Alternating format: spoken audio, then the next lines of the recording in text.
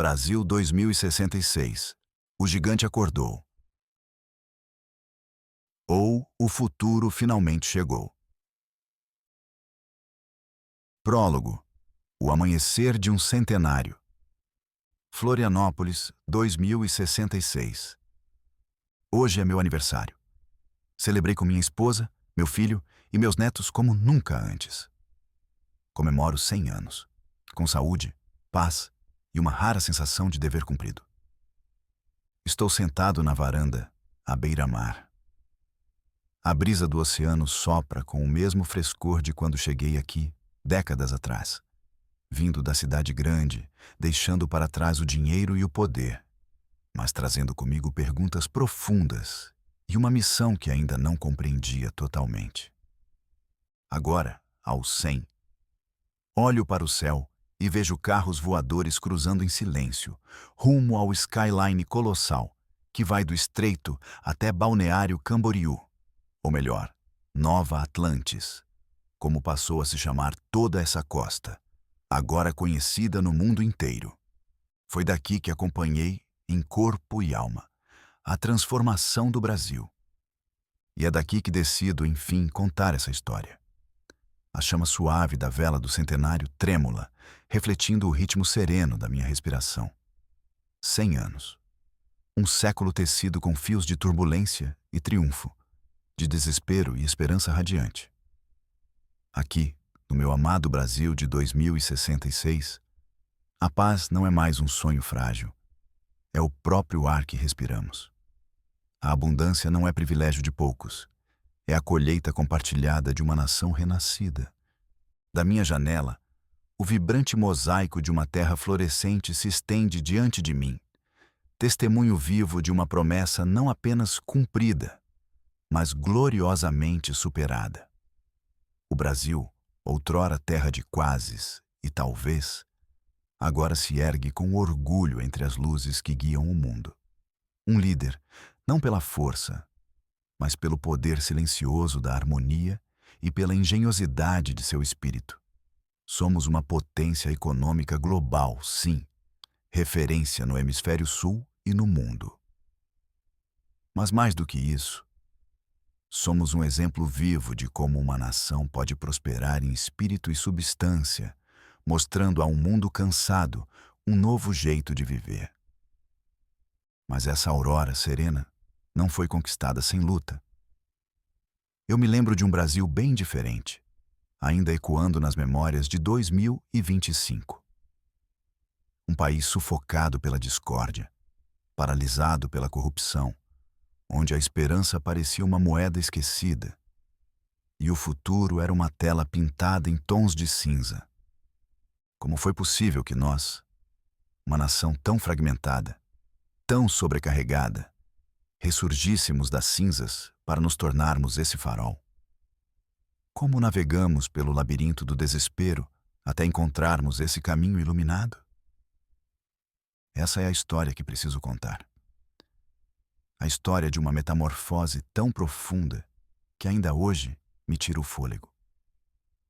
É o relato de como, nos anos cruciais de 2025 e 2026, as sementes de uma revolução audaciosa criaram raízes, nutridas por uma nova geração de líderes corajosos e pela força indomável da conexão e da inovação. É uma jornada pelo coração da transformação.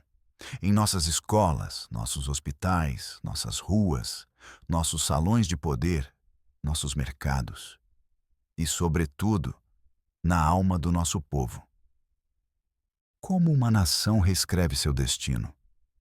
Como troca o cinismo pela criação, a divisão pela unidade? Venha comigo. Voltemos à beira do abismo, ao momento da centelha. Vamos testemunhar juntos como o Brasil ousou sonhar novamente e, ao sonhar, se recriou. Talvez nessa história exista uma centelha de esperança para toda a humanidade. Capítulo 1. Ecos de um passado problemático. O Brasil antes de 2025. 2066. Ao olhar para trás, É quase inacreditável imaginar o país que éramos há apenas 4 décadas. Mas é preciso lembrar, não para reviver a dor, e sim para honrar a travessia. Em 2025, o Brasil se encontrava exausto. Exausto de promessas vazias, de crises que pareciam nunca terminar, de viver à beira de um colapso que não era novidade, mas rotina. A taxa básica de juros ultrapassava 13%. A inflação corroía o poder de compra do povo. Pequenos empreendedores sufocavam sob burocracias arcaicas. E os jovens? Muitos já não sonhavam, apenas sobreviviam. A corrupção havia deixado de ser escândalo e se tornado sistema. As instituições públicas, enfraquecidas, tropeçavam em sua missão de proteger e servir. A política brasileira parecia mais uma arena de gladiadores do que um espaço de diálogo. Polarizada, tóxica, descrente de si mesma. A cada eleição, não se elegia uma esperança. Apenas se trocava de medo. Na saúde, os corredores dos hospitais públicos contavam histórias de negligência e abandono. Nas salas de aula, professores heróicos enfrentavam a falta de recursos, estrutura e reconhecimento. O ensino, em sua maioria, seguia ultrapassado, desconectado da realidade dos alunos e das possibilidades do século XXI. A segurança pública, por sua vez, era dominada por estatísticas que assustavam. Homicídios, furtos, violência urbana. A sensação de medo pairava sobre as grandes cidades e se infiltrava nos lares mais humildes. Havia bairros onde o Estado nunca havia realmente chegado. Mas o mais grave não era o caos, era o conformismo. A desesperança havia se infiltrado como uma névoa invisível. Muitos já não acreditavam que o país poderia mudar. O famoso "Brasil é assim mesmo" ecoava como uma sentença. O futuro, uma ideia distante, um luxo para poucos. E, ainda assim, em meio a esse cenário cinzento, algo pulsava. Silencioso, persistente, uma inquietação, uma insatisfação criativa. Era como se a alma do Brasil se recusasse a aceitar aquela realidade como destino final. Este capítulo encerra o retrato da escuridão antes da aurora. Porque, como toda metamorfose, a nossa também começou com um olhar profundo sobre nossas feridas.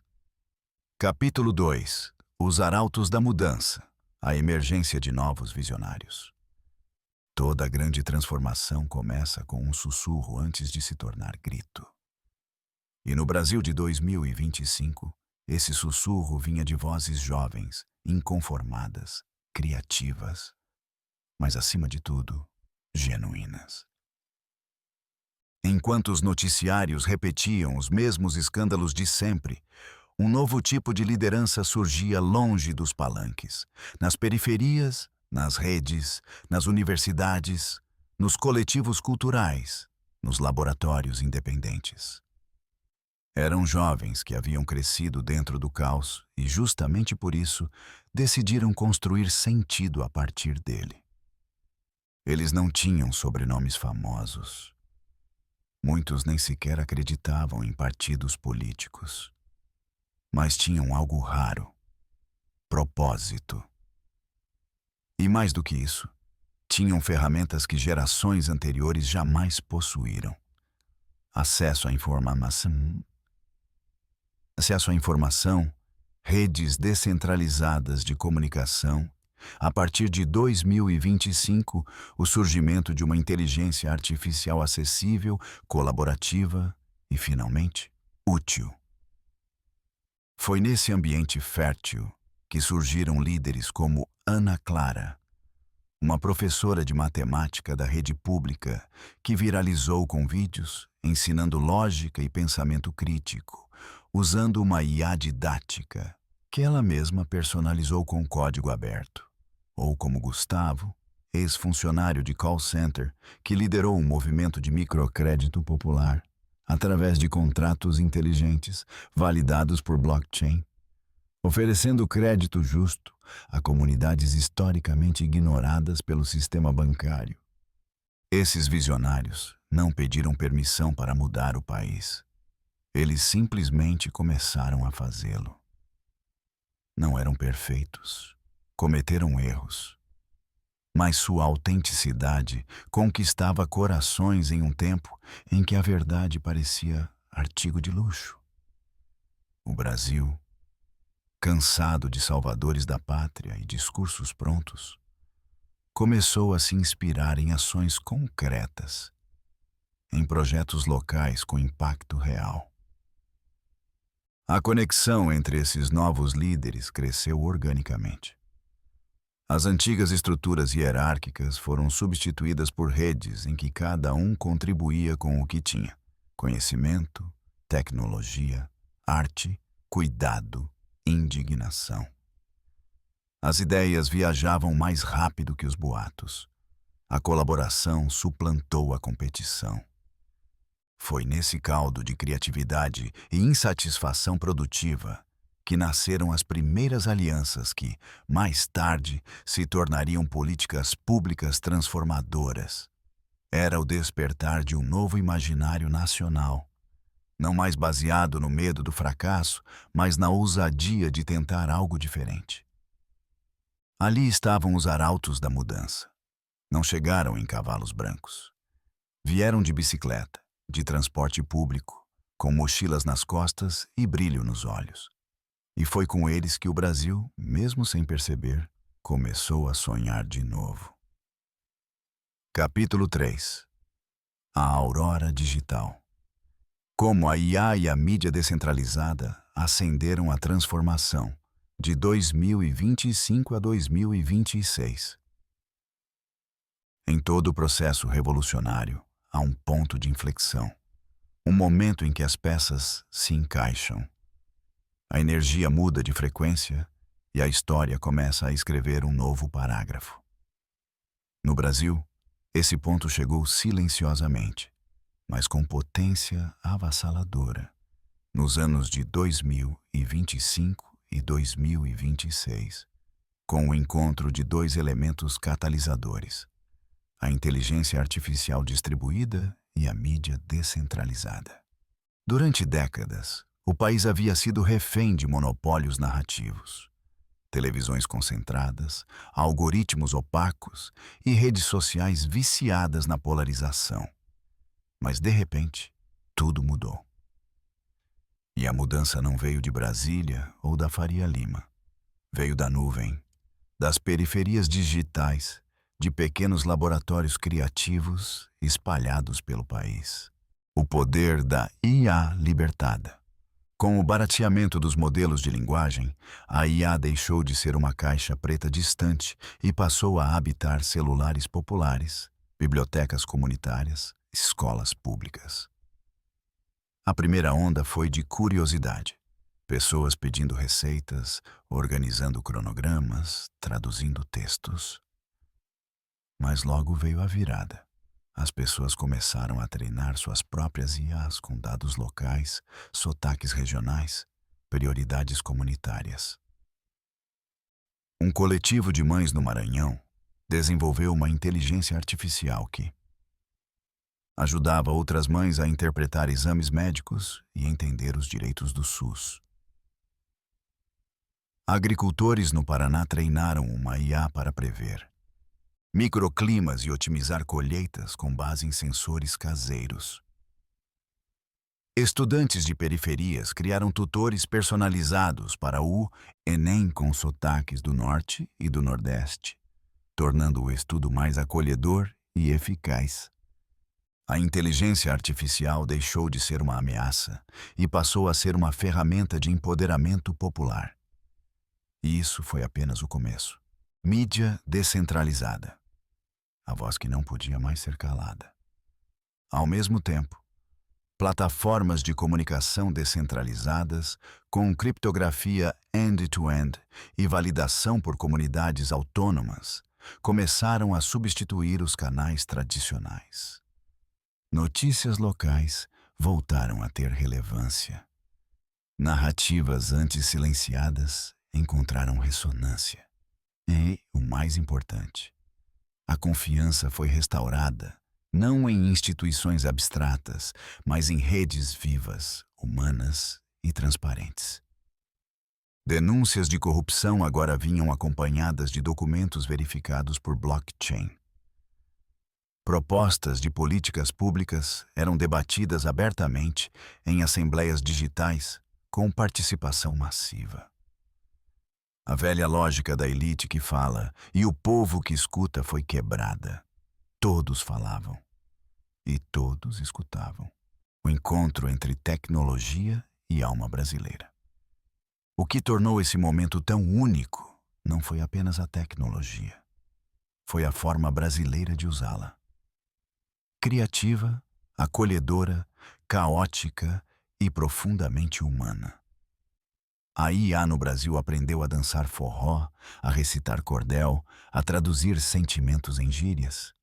Não era uma ferramenta fria. Era um novo espelho da nossa identidade. Essa aurora digital não trouxe apenas soluções. Trouxe novos sonhos. E foi nesse espaço fértil, entre beats e batucadas, que a transformação ganhou velocidade. A população, antes cética, começou a se ver como parte ativa da mudança. E o Brasil, enfim, começou a se reprogramar. Capítulo 4. Curando o coração da nação. A forja de uma nova ordem política. Toda cura verdadeira começa por dentro. E em 2025, o maior ferimento do Brasil era invisível. A fratura de confiança entre o povo e o Estado. Anos de corrupção, escândalos, promessas descumpridas e polarização deixaram um vácuo moral que nenhum discurso institucional conseguia preencher. Mas como se cura uma democracia ferida? Como se reconstrói um pacto de confiança entre cidadãos e representantes quando os alicerces parecem apodrecidos? A resposta não veio pronta. Não foi mágica, mas começou com uma ousadia.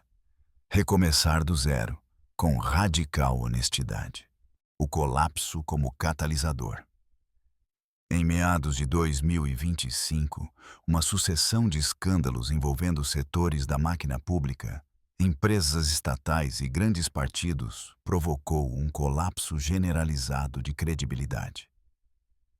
Pela primeira vez em décadas, até mesmo os grupos mais fiéis se viam órfãos de representação legítima. Mas o vácuo, em vez de provocar caos, abriu espaço para algo inédito.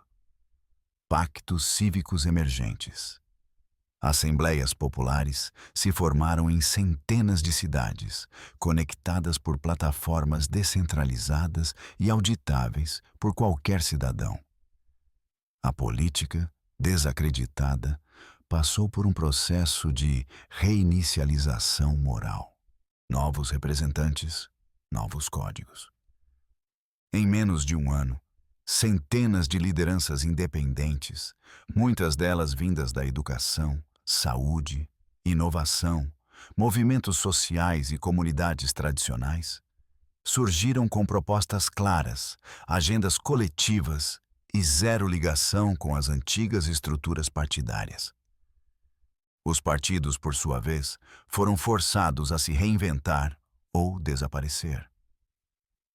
As alianças passaram a ser feitas em tempo real, com base em métricas públicas de coerência, impacto e transparência. Um sistema de reputação digital, combinado com análise de dados por IA auditável, passou a validar cada voto, cada emenda, cada gasto. A política deixou de ser teatro e passou a ser serviço visível, medido e corrigível. O parlamento holográfico e a democracia participativa. Em Brasília, foi inaugurado o primeiro parlamento holográfico do mundo. Um espaço híbrido em que cidadãos podiam participar remotamente dos debates, com voz e voto consultivo em tempo real. Mais que uma inovação estética, foi um símbolo de uma nova era. A democracia deixava de ser um evento episódico a cada 4 anos e passava a ser um exercício cotidiano de presença cidadã. As decisões passaram a ser embasadas não apenas em negociações políticas, mas em dados reais, obtidos por sensores urbanos, relatórios comunitários e IA cívica, treinada com valores constitucionais. Da polarização à pluralidade. Talvez o maior milagre político tenha sido esse: o fim da lógica binária.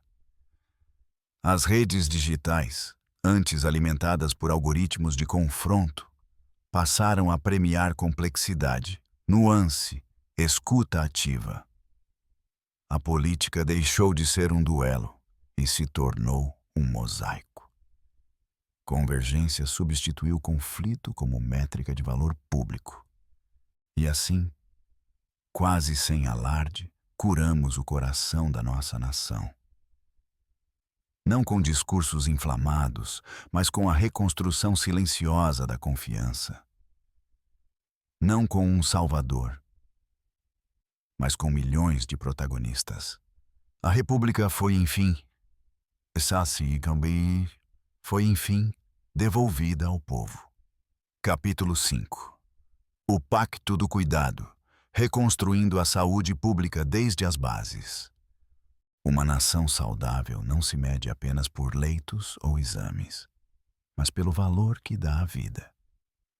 E em 2025, o Brasil estava doente. Não apenas em seus corpos, mas na alma de seu sistema de saúde, marcado por filas intermináveis, abandono silencioso e um cansaço crônico que se alastrava por médicos, enfermeiros e pacientes. Hospitais públicos funcionavam no limite. Profissionais de saúde se tornavam heróis solitários. E milhões viviam sob a lógica do improviso. Remédio emprestado, consulta adiada, esperança adormecida. Mas foi nesse cenário de dor que nasceu um novo pacto nacional. O Pacto do Cuidado. O fim da fila invisível. A primeira mudança não veio de um decreto, veio da inteligência coletiva. Um grupo de cientistas de dados, agentes comunitários e programadores criou um sistema de fila viva e dinâmica, alimentado por dados de sensores, prontuários digitais e geolocalização. Esse sistema, integrado nacionalmente, permitia que o paciente do interior do Amazonas fosse atendido com o mesmo critério técnico que um paciente da Avenida Paulista. Não havia mais quem grita mais forte. Havia prioridade baseada em urgência, risco e justiça. IA, como guardiã da prevenção. Ao invés de correr atrás da doença, o sistema passou a antecipar. Com algoritmos treinados em dados clínicos regionais, a IA passou a identificar riscos silenciosos. Diabetes em jovens, síndromes respiratórias ligadas ao clima, depressão em mães isoladas. Ao detectar padrões invisíveis ao olhar humano, o cuidado passou a chegar antes do colapso. Aplicativos populares informavam sobre saúde com linguagem clara, empática e regional. Os robôs da saúde falavam com sotaque, com afeto. Enviavam alertas que diziam: Dona Maria, chegou a hora do seu check-up. Não se esqueça. Cuidar de si também é amar quem está ao seu redor. Unidades de saúde como centros de comunidade. Os antigos postos de saúde, antes frios e burocráticos, foram redesenhados como casas do cuidado. Locais com hortas comunitárias, salas de meditação, atendimento clínico e escuta ativa. Profissionais da saúde passaram a trabalhar em equipe com terapeutas, líderes comunitários, nutricionistas e cuidadores populares. a medicina se uniu à sabedoria ancestral. Práticas integrativas, como fitoterapia e meditação, passaram a conviver com protocolos clínicos avançados, tudo validado por dados e respeito. O novo SUS, sagrado, unificado, sustentável. O Sistema Único de Saúde, muitas vezes injustamente criticado, foi finalmente reconhecido como patrimônio sagrado da nação. Com apoio tecnológico, governança transparente e escuta contínua, tornou-se modelo mundial de atendimento gratuito, humanizado e inteligente. Além disso, planos de saúde privados passaram a se integrar ao SUS, compartilhando dados, custos e responsabilidades. A lógica deixou de ser quem pode pagar e passou a ser como todos podem cuidar de todos, de pacientes a protagonistas da saúde. Mas talvez o mais belo milagre tenha sido ver o povo deixar de ser paciente e se tornar protagonista. Famílias cultivando alimentos em casa, crianças aprendendo a cozinhar de forma saudável na escola. Vizinhos cuidando uns dos outros com protocolos comunitários. A saúde voltou a ser coletiva. O cuidado voltou a ser cultura. E o Brasil, antes um país adoecido, começou a florescer por dentro, curando-se com amor, ciência e presença. Capítulo 6. Iluminando o futuro. O renascimento da educação, de 2025 a 2026. Antes da Revolução, o Brasil era um país de jovens sedentos, mas cercados por muros invisíveis. Muros erguidos por desigualdade, por sistemas arcaicos, por uma estrutura que confundia repetição com aprendizado e presença com pertencimento. Em 2025, a escola brasileira ainda era majoritariamente analógica, vertical, colonizada por metodologias do século XIX. Professores mal pagos, alunos desmotivados, currículos padronizados e um abismo cada vez maior entre o que se ensinava e o que o mundo exigia. Mas foi exatamente nesse cenário que começou uma revolução silenciosa e luminosa. E ela não começou com tablets, mas com escuta. Com coragem de fazer uma pergunta esquecida. O que de fato queremos ensinar? E por quê? O estudante como centro e sentido. A primeira mudança estrutural foi filosófica. O aluno deixou de ser receptor e passou a ser co-criador. Cada estudante passou a ter um plano de aprendizagem individual, PAI, guiado por um tutor humano e um assistente de IA treinado com base nas particularidades locais, culturais e cognitivas. A escola deixou de ser um espaço de controle e passou a ser um espaço de descoberta. E, acima de tudo, de conexão consigo e com o mundo. Professores empoderados com inteligência artificial. A inteligência artificial não substituiu o professor. Ela libertou o professor. Ferramentas como corretores automáticos, planejadores de aula colaborativos, assistentes pedagógicos adaptativos e tradutores de linguagem acessível permitiram que os educadores voltassem à sua essência. Inspirar, provocar, cuidar. Professores passaram a ser mentores, mediadores, criadores. E foram valorizados como nunca antes. Financeiramente, socialmente, espiritualmente. Currículos vivos e múltiplos mundos.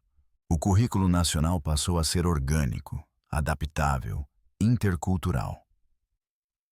Em vez de uma lista única de conteúdos, os estudantes passaram a escolher trilhas de aprofundamento. Agroecologia, programação ética, história afro-indígena, artes digitais, economia regenerativa, cultura popular. As escolas se conectaram em redes de aprendizagem. O aluno de Roraima podia ter uma aula sobre oceanos com um pescador de Florianópolis, enquanto um grupo de jovens de Salvador fazia intercâmbio virtual com estudantes do Quênia sobre ancestralidade. Infraestrutura como direito sagrado. A educação deixou de ser uma política, virou compromisso civilizatório. Todas as escolas do país passaram a ter conexão de alta velocidade, alimentação saudável gratuita, espaços de descanso e ambientes verdes. A biblioteca se transformou em um hub de saberes híbridos. O refeitório virou sala de aula sobre nutrição e afeto. A quadra virou espaço de meditação, esportes e arte. Avaliar sem adoecer, feedback em vez de punição. As provas padronizadas foram substituídas por portfólios de projetos, avaliações reflexivas e autoavaliações. A nota deixou de ser sentença, virou diagnóstico.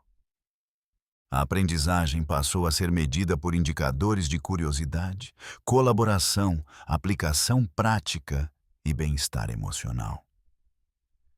Ao final de 2026, o Brasil já não era mais o mesmo. Um novo imaginário educacional havia sido plantado. E as crianças, antes vistas como números em rankings, passaram a ser tratadas como sementes de um futuro vivo e plural. Nascia ali uma geração mais sábia que a anterior, não por saber mais, mas por saber se cuidar, cuidar do outro e cuidar do planeta. Capítulo 7. Do medo à liberdade, segurança pública e paz real. Durante décadas, o Brasil conviveu com a normalização do medo. Portões altos, alarmes, câmeras, muros, cercas elétricas. A arquitetura da cidade era o reflexo concreto de uma nação acuada. A segurança pública não era pública. Era cara, segregada e frequentemente violenta. Em 2025, os índices de criminalidade eram apenas a superfície de um problema mais profundo. Um pacto social rompido. De um lado, comunidades abandonadas. Do outro, forças de repressão sobrecarregadas, mal preparadas e muitas vezes desconectadas da realidade dos territórios onde atuavam. Entre esses polos, a população refém. Mas naquele mesmo ano, entre revoltas, escutas e lágrimas, começou a nascer uma nova pergunta. E se segurança fosse construída e não imposta? A virada. Segurança como cuidado e não como controle. O Brasil de 2026 começou a construir um modelo inédito de segurança, baseado não no combate ao crime, mas na construção ativa da paz. O ponto de partida foi simples e revolucionário. Mapear os territórios a partir de indicadores de sofrimento e abandono social, não apenas de delitos. Uma favela com alto índice de evasão escolar, falta de iluminação, desemprego e ausência de espaços públicos era, pela nova lógica, classificada como zona de urgência de cuidado social. E ali não chegavam tanques, chegavam educadores, psicólogos, urbanistas, mediadores de conflito e líderes comunitários. Tecnologia com propósito. Predição, não punição. Com o uso ético de IA e análise preditiva, foi possível antecipar focos de tensão antes que virassem tragédia. Alertas sobre aumento de violência doméstica, bullying escolar ou conflitos entre grupos rivais permitiam ações preventivas, rápidas e restaurativas. Policiamento comunitário foi redefinido. Os agentes passaram a viver nas comunidades com formação em empatia, justiça restaurativa e mediação. A farda foi redesenhada, não para intimidar, mas para acolher. A linguagem mudou, o olhar também. A justiça que repara, não apenas pune. A justiça criminal passou por uma renovação estrutural. O encarceramento em massa deu lugar a modelos de justiça restaurativa, círculos de diálogo, acordos de reparação, tribunais comunitários mediados por conselhos locais, com acompanhamento jurídico e psicológico. As prisões deixaram de ser depósitos humanos e passaram a ser centros de reconexão com a dignidade, com oficinas, projetos de estudo, programas de reconciliação familiar e participação ativa dos egressos na reconstrução das comunidades. Cidade pacífica é cidade que acolhe. A urbanização também virou parte da estratégia de paz. Ruas iluminadas, praças ativas, ciclovias, bibliotecas de esquina, centros culturais nos bairros mais violentos. A beleza deixou de ser luxo e passou a ser estratégia de segurança. Cidades bem cuidadas começaram a produzir relações bem cuidadas. Onde antes havia medo, surgiram laços. Onde havia muros, nasceram janelas.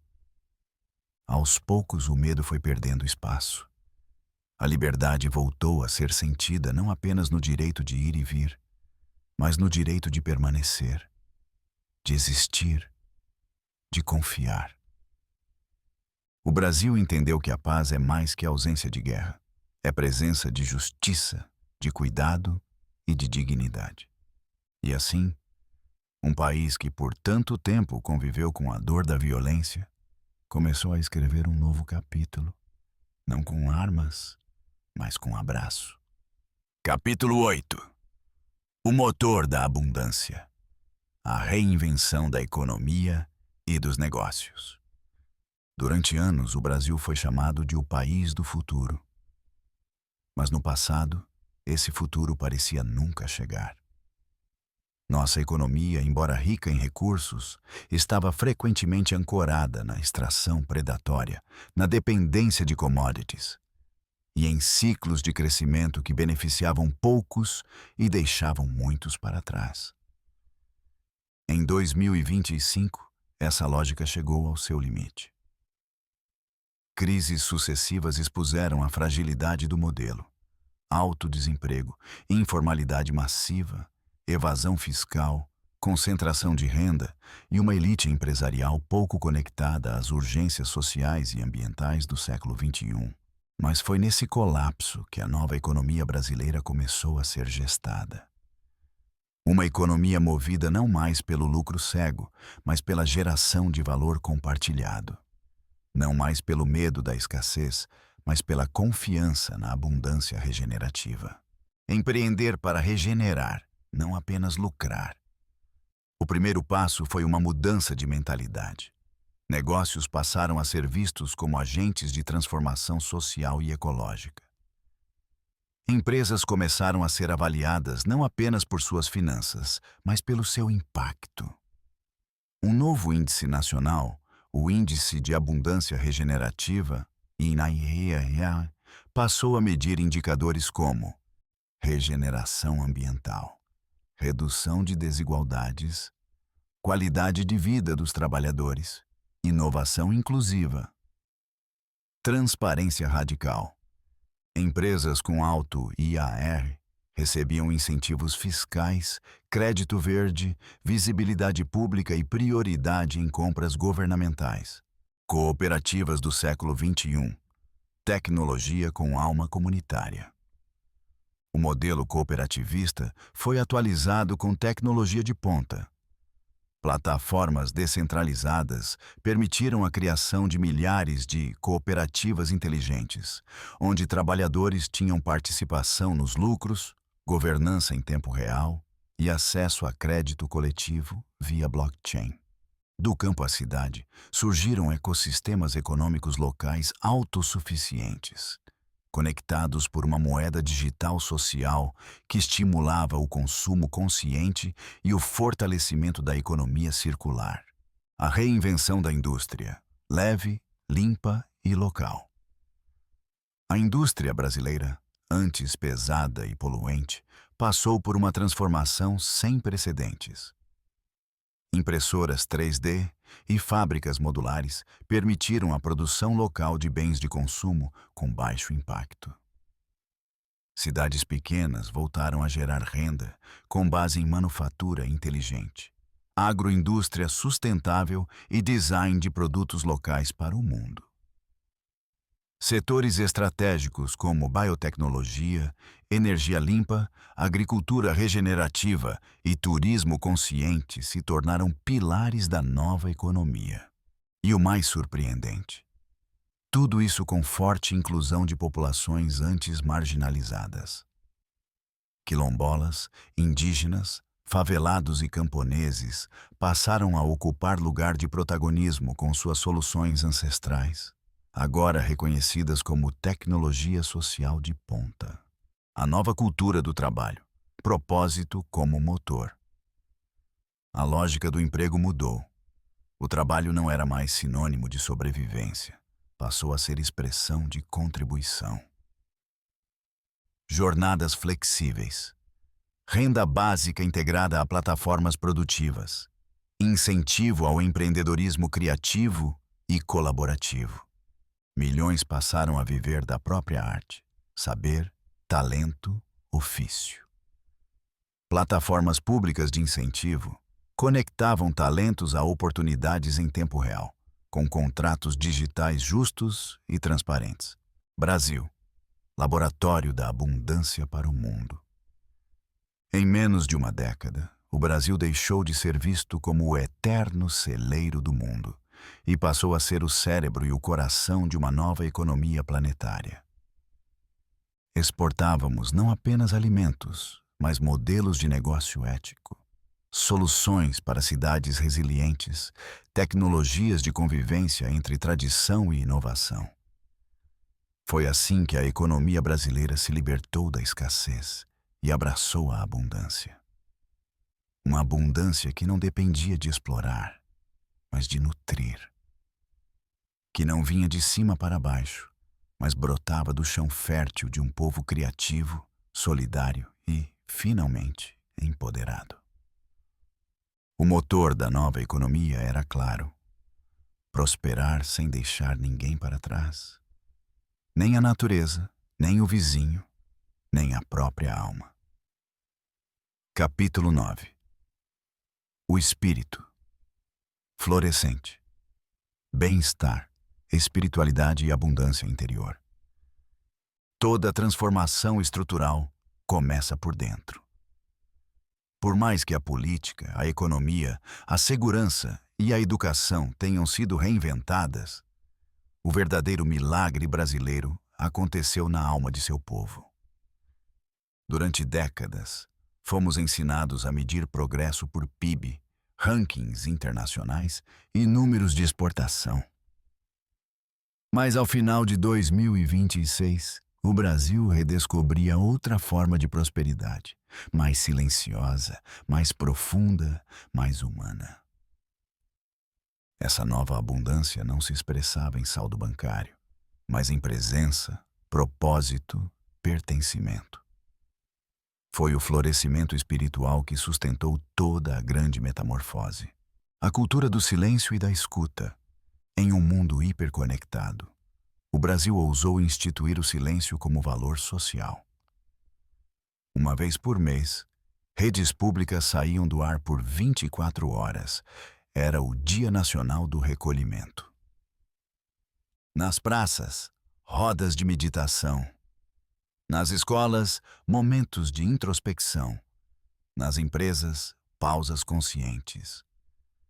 O silêncio antes temido passou a ser um território fértil de reconexão.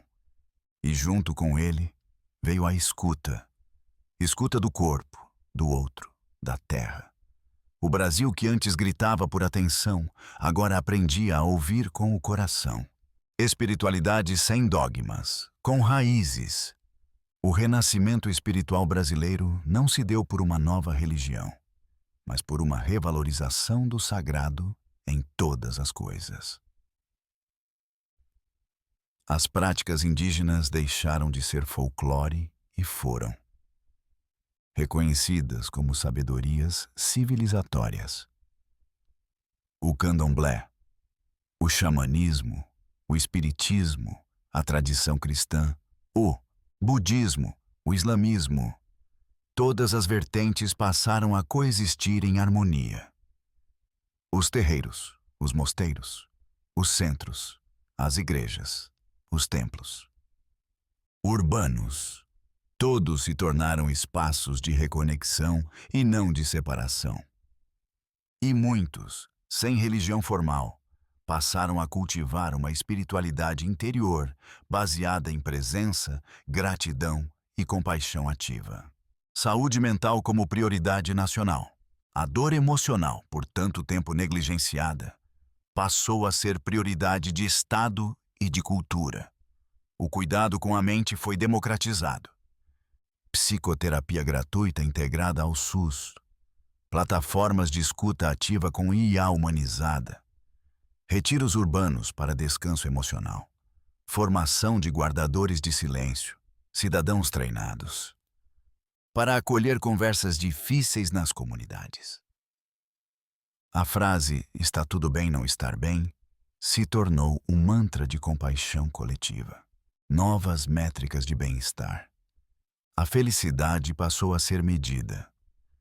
Um novo índice, o Índice de Presença e Bem-Estar Nacional, IPBN, monitorava níveis de satisfação existencial, propósito percebido, equilíbrio emocional e conexões significativas.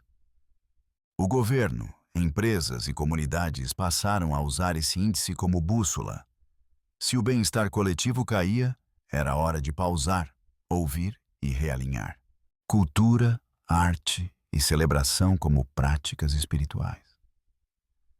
A arte voltou a ocupar o centro da vida pública, não como espetáculo, mas como expressão da alma coletiva. Praças com shows gratuitos todas as semanas. Cantorias espontâneas nas estações. Grupos de poesia, dança, maracatu, teatro popular em cada bairro. Celebrações sincréticas que uniam culturas e histórias com alegria e reverência. O Brasil descobriu que a festa também é forma de cura. Ao final de 2026, a maior riqueza do país não estava nos cofres. Estava no coração de cada cidadão que se sentia, finalmente, inteiro. Não era mais preciso correr, nem brigar por atenção, nem vestir armaduras.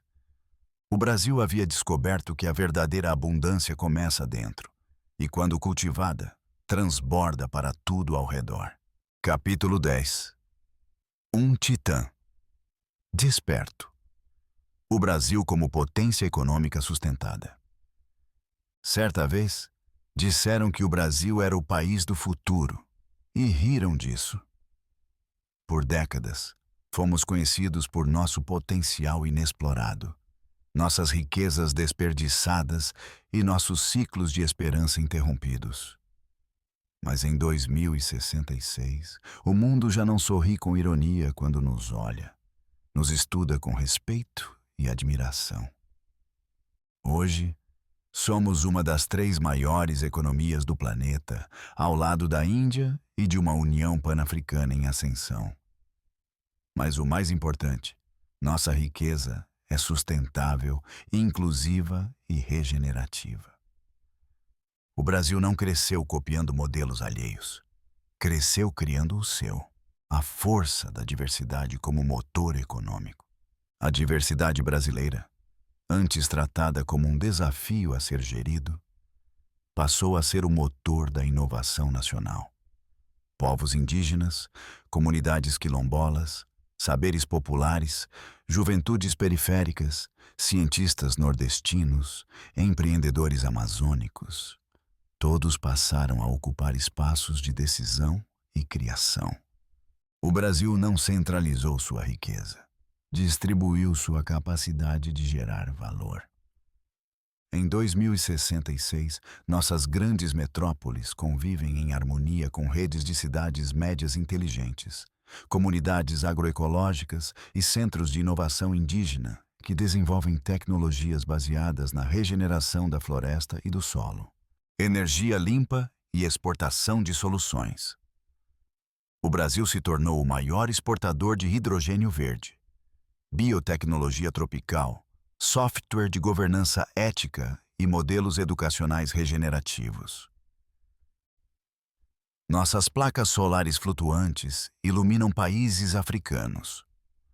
Nossos drones agrícolas regenerativos são usados na Índia. Rural. Nossas metodologias de educação emocional são traduzidas em 40 idiomas. Exportamos o invisível: saberes, processos e valores. Economia do cuidado como vantagem competitiva. Enquanto países tentaram acelerar o PIB sacrificando o bem-estar, o Brasil fez o contrário. Colocou o bem-estar no centro da política econômica. E descobriu que isso gera mais produtividade, mais lealdade, mais inovação e menos custo com doenças, violência e rotatividade. Empresas brasileiras são procuradas no mundo inteiro por sua cultura de trabalho humanizada, seus programas de parentalidade, suas políticas de tempo livre, sua conexão com o território. Trabalhar com o Brasil se tornou sinônimo de trabalhar com propósito. Liderança. Sul-Sul. Uma nova geopolítica. O Brasil lidera não mais apenas como nação, mas como articulador. É fundador da Aliança Sul-Sul de Prosperidade Sustentável, que une países da América Latina, África e Sudeste Asiático em pactos de inovação aberta, proteção ambiental e cooperação educacional. É membro permanente do Conselho de Paz Planetária. É sede do Instituto Global de Democracias Vivas e abriga anualmente o Festival das Futuras Civilizações, um encontro de saberes ancestrais e tecnologias emergentes. Em 2066, o Brasil finalmente entendeu o que significa ser uma potência. Não é ter mais armas, nem mais reservas, nem mais influência. É ter mais contribuição, é servir ao mundo com coragem, beleza e verdade. O Titã despertou, mas não para dominar, para inspirar. Capítulo 11. O modelo brasileiro. Paz e prosperidade como referência global. Em um planeta marcado por colapsos climáticos, guerras culturais, hiperindustrialização sem sentido e epidemias de solidão, uma pergunta ressoava de forma urgente entre as nações. Existe outro caminho? É possível crescer sem ferir? Prosperar sem excluir? Evoluir sem se desumanizar? Em 2066, o mundo já conhece a resposta. E ela tem sotaque, floresta, poesia e sol. Brasil. O Brasil tornou-se um modelo planetário, não por ter as respostas prontas, mas por ter ousado fazer as perguntas certas. E, acima de tudo, por ter mostrado que é possível mudar de dentro para fora e de baixo para cima. O Brasil como referência viva.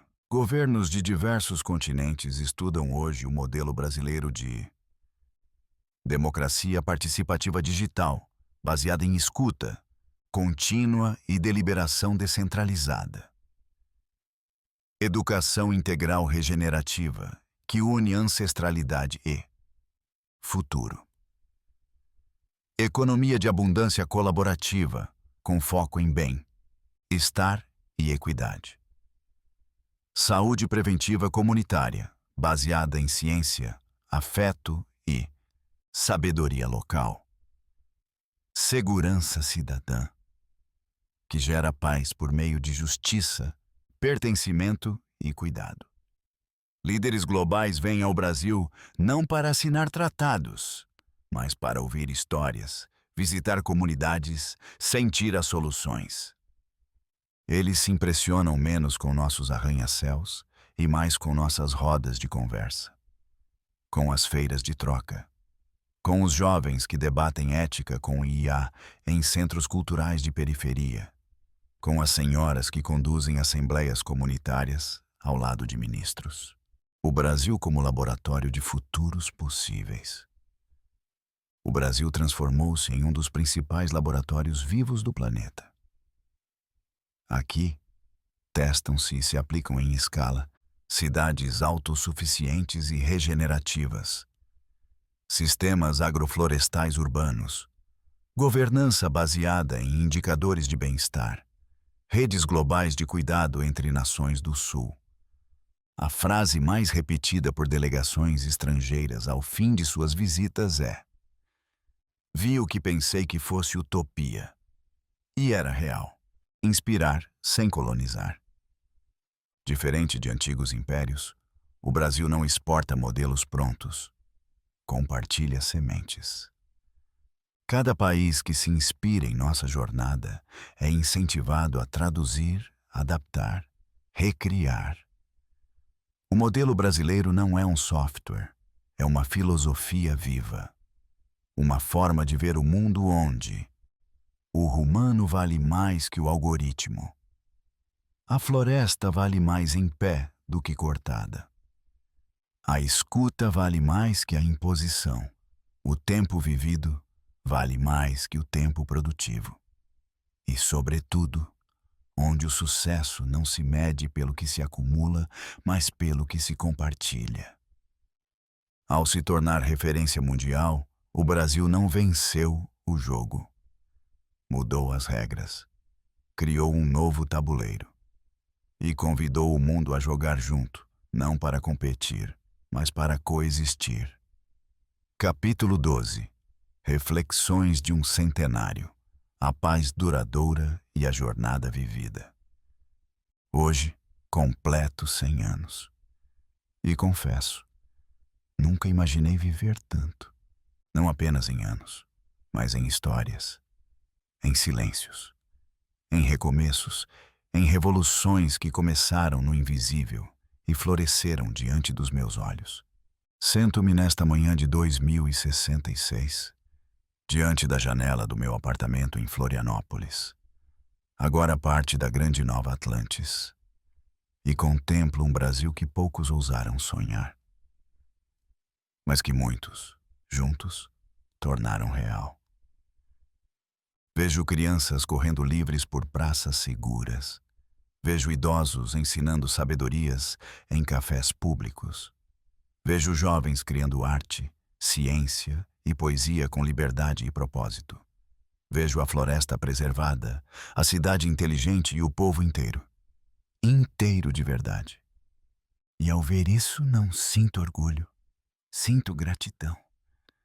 Porque sei que tudo isso nasceu de escolhas corajosas, feitas quando tudo parecia impossível. Lembro-me de 2025 como se fosse ontem.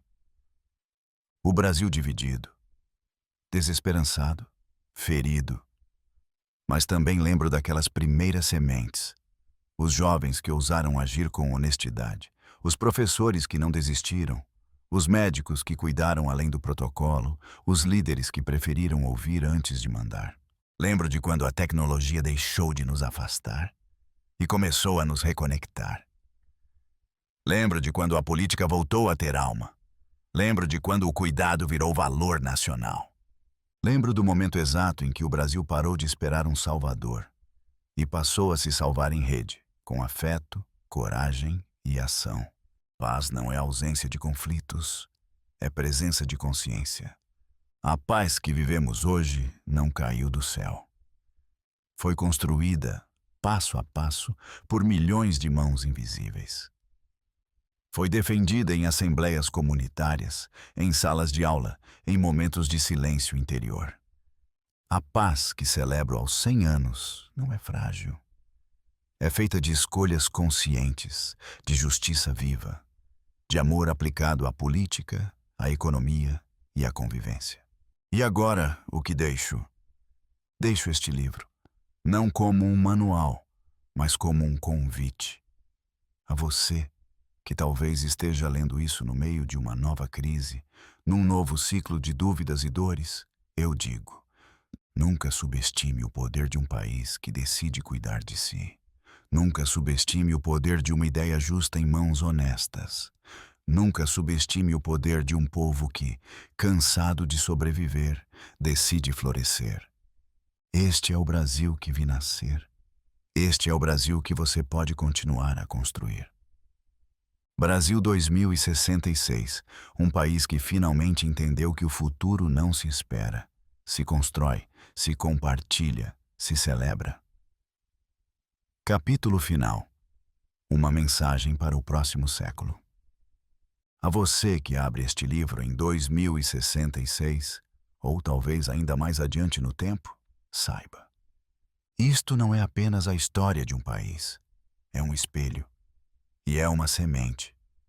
Nós, o povo do Brasil, aprendemos algo vital nas primeiras décadas do século XXI. Que esperar por salvadores era um caminho para a paralisia. Que o progresso não desce das elites, ele emerge do coletivo. E que a transformação só é possível quando a imaginação se torna compartilhada. Deixamos de correr atrás de fórmulas prontas e começamos a ouvir. Nossa dor, nossa terra. Os sussurros de quem veio antes. E os sonhos de quem ainda nem nasceu. E ao escutar, lembramos que a tecnologia mais poderosa de todas não é artificial. É o espírito humano em comunhão com outros, aos que ainda duvidam. Sim, o caminho foi difícil. Sim, houve recaídas, resistências, arrependimentos. Mas a cada queda, caímos para frente, até que ficar de pé voltasse a ser natural. Nenhum algoritmo poderia prever. Nenhum relatório estrangeiro poderia antecipar. Mas aconteceu. Porque lembramos quem somos. O século que vem. Disrupções climáticas, aceleração da inteligência artificial, expansão interplanetária, tudo isso testará o coração da humanidade. A fronteira mais importante, porém, não é externa. É moral. É espiritual. É a escolha que fazemos todos os dias. Construir um mundo enraizado na justiça, na beleza e no cuidado mútuo. Se o Brasil, com todas as suas cicatrizes, todas as suas contradições, pôde se erguer, então talvez o seu povo também possa. Talvez você possa. Porque a transformação não é um milagre. É um movimento. E ela começa no exato momento em que suficientes de nós escolhem imaginar diferente. Escrito por Alcione, nas margens de Florianópolis, Ilha da Magia, ano de 2066. Fim.